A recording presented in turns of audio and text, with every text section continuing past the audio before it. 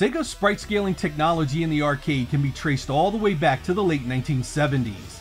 Sega then spent practically the entirety of the 1980s perfecting it, with each and every upgrade adding a huge amount of processing power to make its games the best they could be visually.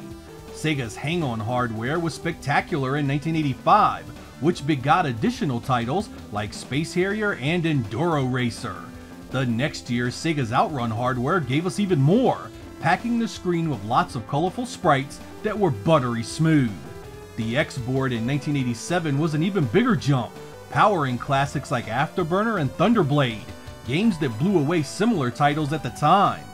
When the Y-Board showed up in 1988, Sega had pretty much perfected the technology, and games like Galaxy Force 2 were stunning representations of just how far sprite scaling had come. That board also gave us titles like Power Drift and the crazy sit-down shooter Rail Chase. If Sega ended its journey right there with pseudo 3D goodness, nobody could say a bad word against the sheer number of great titles it released using forward-scrolling sprite-based technology. But they had even larger aspirations in mind. A new board to rule them all, so powerful it could scale tons of sprites really fast and even do it with 4 simultaneous players. And that, my friends, was the Sega System 32 released in 1990. This 32-bit monster was supported for 5 years with nearly 24 titles that were so visually potent they looked great even beside the newfangled polygon games of the time. In this episode, we take a look at the Sega System 32, go over its games, and talk a bit about its legacy as the premier sprite scaler just as Sega was entering the polygon era. Hope you guys enjoy sprite scaling power, the Sega System 32.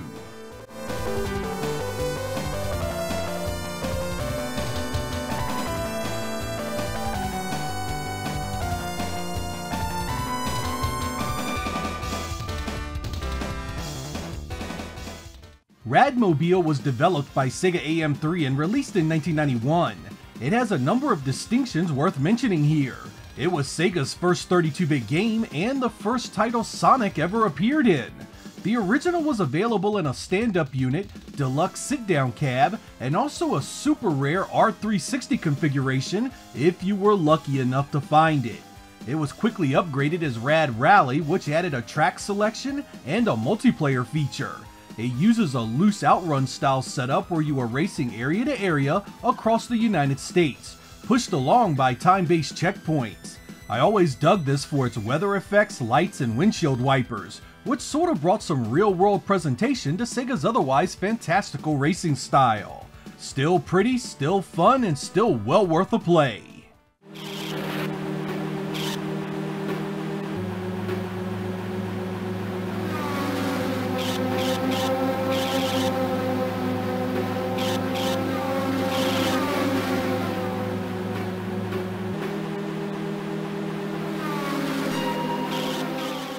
Developed by Sega R&D 8, or what is essentially AM2, F1 Exhaust Note was a dual sit-down unit for 2 players.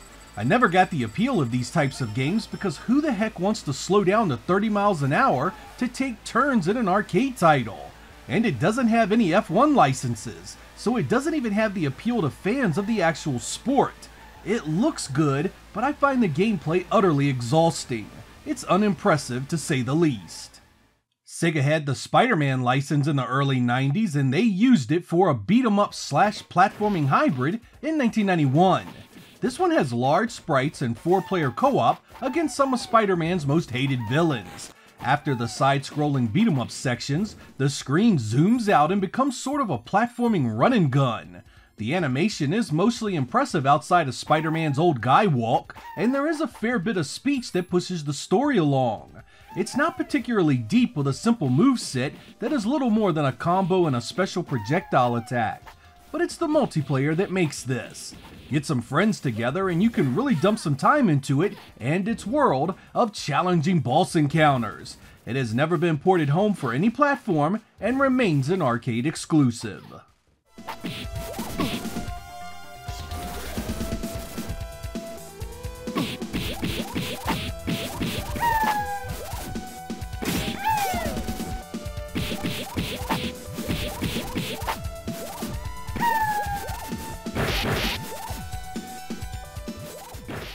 Air Rescue was released in 1992 and developed by Sega AM1.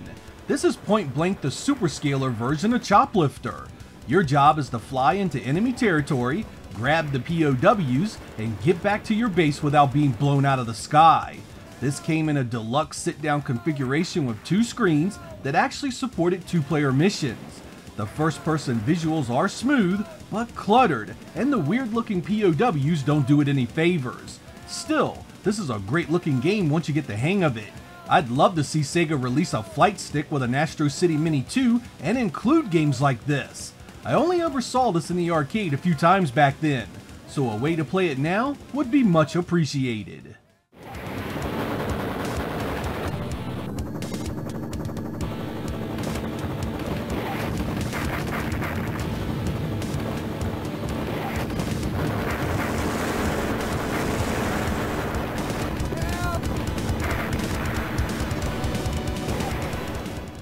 Arabian Fight has to be one of the most unique feeling beat-em-ups you'll ever play.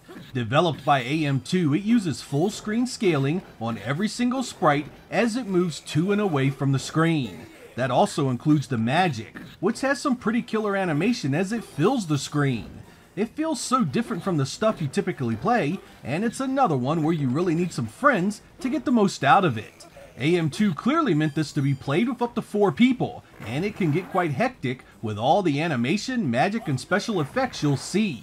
It doesn't have the depth of something like Streets of Rage, but it was meant to be a visual feast, and it definitely accomplishes that task.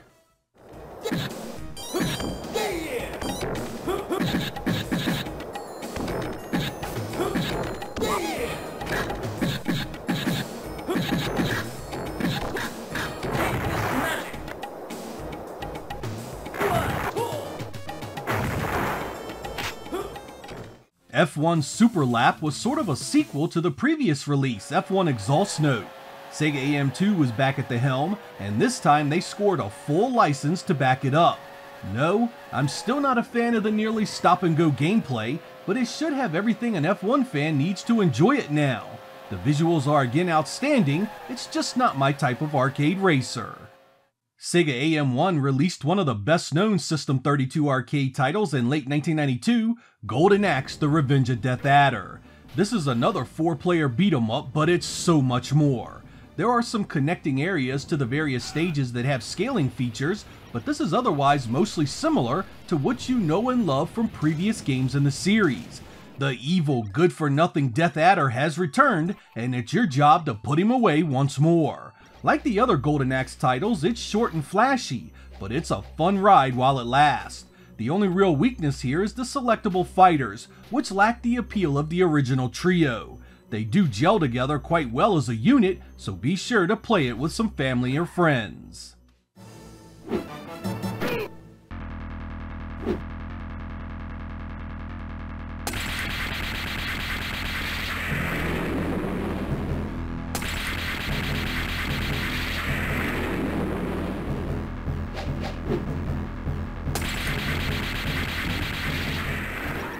Sega AM1 also had Holosseum in late 1992, a one-on-one fighter that used a rather unique cabinet.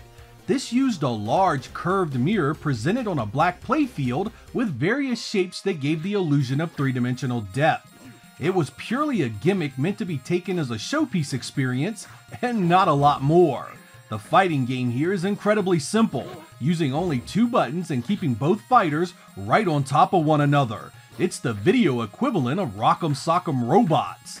This technology was also used in Sega's Time Traveler arcade, which was prone to failure, so this was almost created as an apology to arcade owners as a drop-in replacement. Cool as hell to look at, but rather shallow in the gameplay department. Time of your life! Round 1. Ready, fight! かかってきなさいかかってどう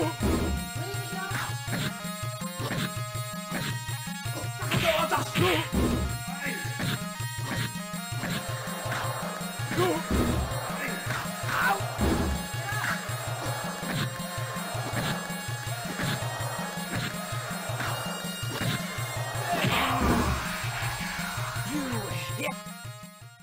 Sega AM3 wanted to make a 3D fighting game on the System 32, and while it's simulated with scaling sprites, the gameplay itself is unlike anything at the time. It's played from a slightly off-center third-person perspective where you are either in the foreground or the background, constantly switching views as the fight spins all around you. The gameplay is incredibly difficult to come to terms with. While the moves are similar to Street Fighter, there is a button to jump and much of the combat relies on projectiles, throws, and quick takedown tactics. Needless to say, it's not beginner friendly. I always admired this one though for trying something radically different at a time when everyone else was just copying Capcom. Not a classic, but still quite the interesting piece of history.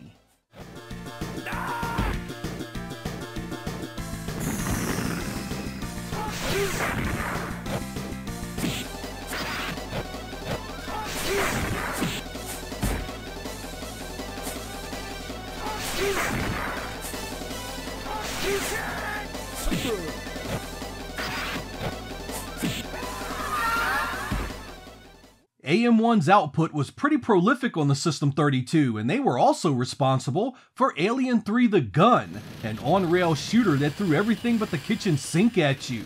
This was incredibly fun in multiplayer, but alone, you stand almost no chance at surviving very long. Between multiple facehuggers hitting the screen, constantly jumping xenomorphs, and even crazed robots, you really do need two guns blazing to get the most out of this. But boy is it a heck of a ride all the same. The environments look great, from sterile hallways to the desolate surface. It does a fine job looking like the movies, including some nice fog and smoke effects that accent everything. It's a convincing 3D landscape using just two-dimensional visuals, and it remains an arcade exclusive.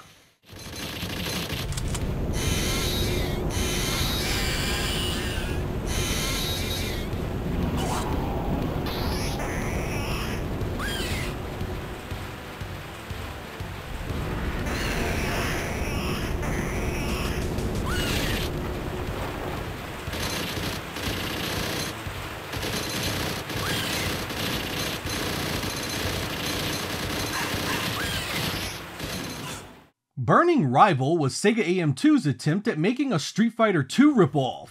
The visuals are there, with big sprites that have an animation quality well above the stuff you typically saw in 1993.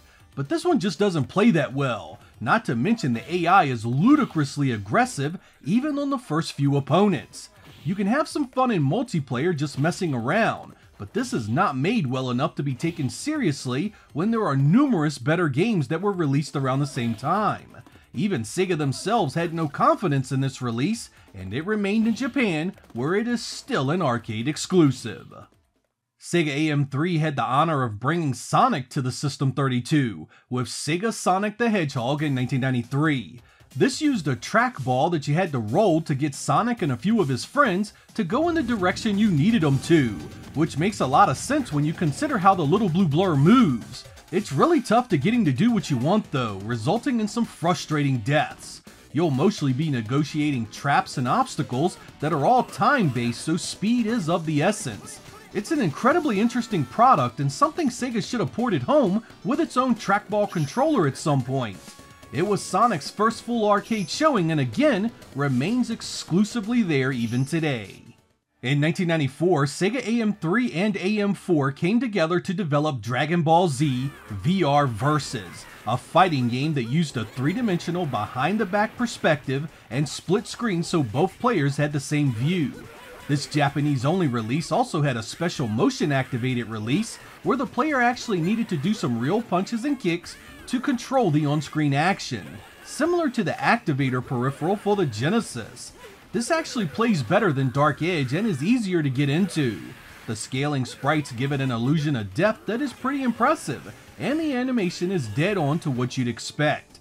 Sega's fighting game experiments were quite something on the System 32, and I think this one may be their best effort. Unfortunately, it was released at a time when no one thought a Dragon Ball Z game would sell in the United States, so I have only ever seen this one via emulation. Sega AM3 was back in 1994 with Jurassic Park, a two-player sit-down game that used a flight stick controller for its on-rail shooting. This was a visual feast, taking you through the locations and featuring the dinosaurs from the Jurassic Park film. It doesn't waste much time on a story and instead throws you straight into the action. It's fast, hectic, and is another game that really needs a second player to take some of the heat off of you. Difficulty aside, I adore this. It's so smooth, so flashy, so invariably Sega. Of course, there never was a home version and is yet another arcade exclusive System 32 release.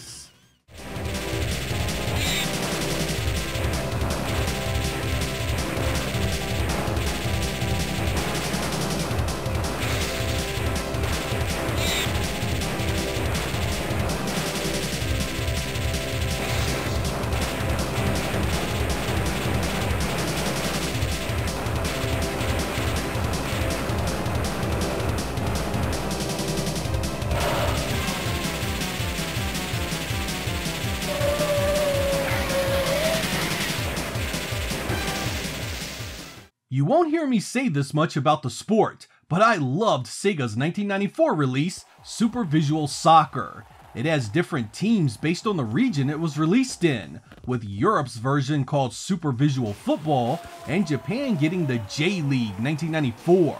This is essentially a soccer game played like the Madden NFL titles.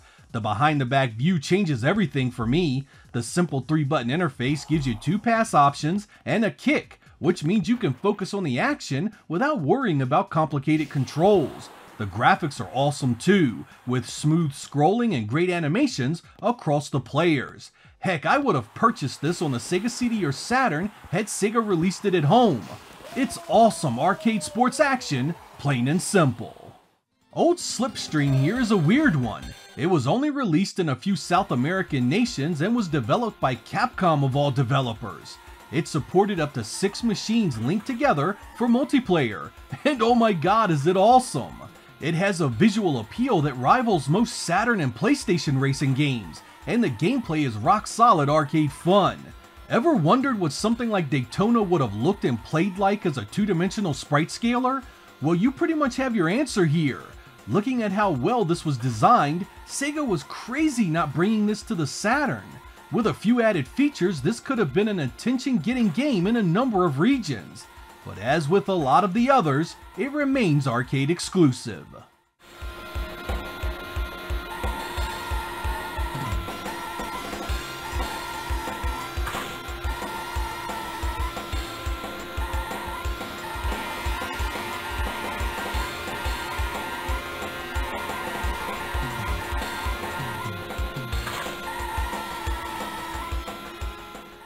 When Outrunners was released in 1993, it came in on the Sega System Multi-32, an upgraded version of the hardware that had a faster CPU, more RAM, and a more robust soundboard.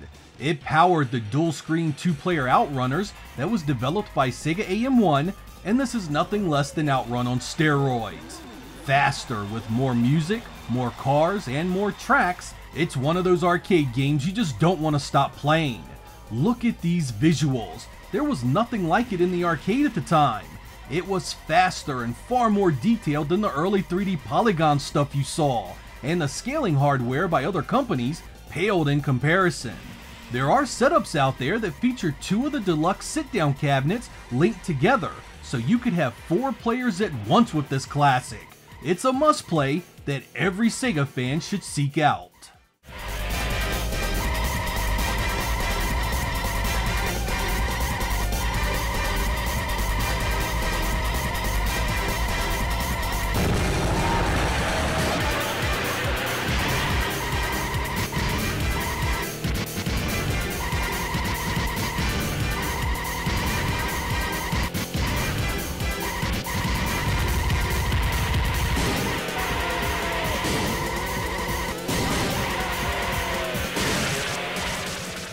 Another System Multi-32 release was Stadium Cross, a motocross racer that simply has no substitute outside the arcade. This used sit-down bikes that you actually controlled the lean of the bike with the seat, and the pull of the handlebars as you jumped. This cannot be replicated anywhere near the same level in emulation, so you have to play this one on the real thing to really appreciate it. Stadium Cross also has a freaking attack button you can use to get a competitor off of you. It's a wild ride and another one with no direct home conversion.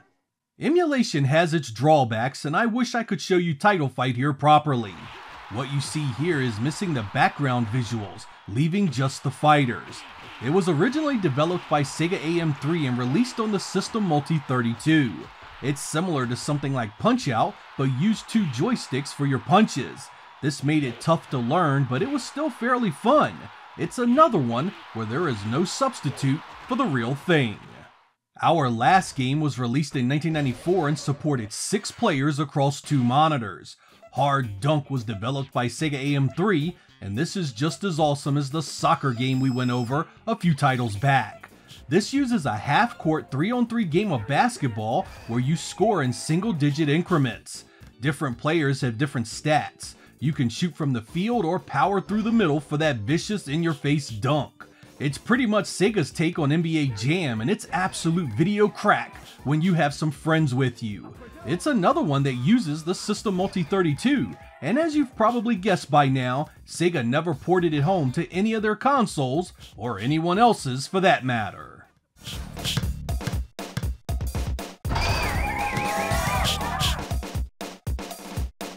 Up for 2. Down.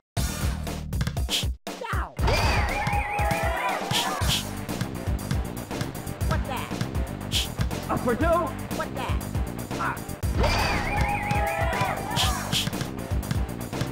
What's that?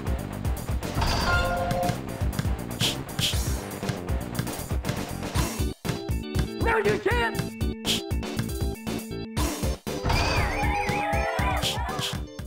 Unfortunately for the Sega faithful out there, the System 32 came at a time when its games were far too complex to be done by the Sega Genesis, and by the time the Saturn came along, 3D polygons were all anybody wanted to talk about. That means that only a precious few of System 32's arcade games saw home conversions of any kind. The Master System got a 2-dimensional demake of Air Rescue that was inspired more by Choplifter than anything. And then there was a Genesis game called Outrunners that used similar art assets, but was very different from the arcade experience. Gale Racer was a port of Radmobile on the Saturn, which was essentially an afterthought that actually tried to mix in polygon cars to update the visuals. And that was about it for the time. Nothing was tried on the Sega CD, and nothing else was released for the Saturn or Dreamcast. This was extremely disappointing to say the least, and even with modern devices like the Astro City Mini bringing us a few more of these home, there are still great games like Spider-Man the video game, Sega Sonic the Hedgehog, Jurassic Park, and Alien 3 with no official means to play them. You want to experience these bad boys, you're gonna have to explore emulation, and as you witnessed with a number of these games, that emulation is far from perfect. Believe it or not, the System 32 was not Sega's final dedicated sprite scaling arcade hardware. In 1995, Sega released the H1 board, technology that was built on the SH1 and SH2 processors that were also in the Saturn. This board saw very limited use, but you certainly had to respect the results. Cool Riders was a motorcycle game that was very similar to Outrunners in feel, though this used a textured mapped road and digitized sprites to upgrade the visuals quite a bit. Like most of the stuff for the System 32, Cool Riders never saw any form of home conversion, ending Sega's Superscaler journey on a somewhat sour note. Even so, seeing the System 32 while it was pumping out great looking games was a highlight of my arcade adventure in the early 1990s. These games look great, and many of them had the gameplay to match the visuals. And unlike a lot of that early polygon stuff you saw, these visuals hold up like a champ some 30 years later. I'm Sega Lord X, thank you guys for watching, and I will catch you next time.